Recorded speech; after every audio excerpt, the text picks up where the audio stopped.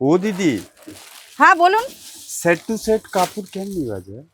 Set two set, আরে যারা original manufacture হয় না তারা কিন্তু মানে 1-1 মিটার করে না, তারা হাজার হাজার মিটার কাপড় তৈরি করা হয় এখানে, এই জন্য সেট টু সেট। কেননা এক পিস দিতে গেলে অনেক প্রবলেম হয়ে যায়।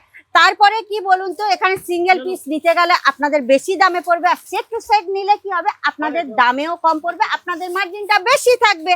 আর সবচেয়ে বড় জিনিস, যেমন কি ধরুন এই সেটটা একই কালার একই ডিজাইন, কিন্তু এটা কিন্তু 5টা পিসের সেট আছে, যেটা আলাদা আলাদা সাইজে আপনারা পেয়ে যাবেন। ধরুন আপনার কাছে কাস্টমার আসলো, এই কাস্টমার আপনি হয়তো সবার 2-3 জনের পছন্দ হয়েছে, কিন্তু সবার সাইজ আলাদা আলাদা, তাহলে আলাদা আলাদা সাইজ আপনি কোথা থেকে দেবেন? এই জন্য 5টা আলাদা আলাদা সাইজের আলাদা আলাদা সেট করা আছে। তো এই জন্যই সেট টু সেট নিতে হয়, যাতে কাস্টমার যাতে আপনাদের না চলে যায়, রেগুলার থাকে আর সবসময় কন্টিনিউ থাকে।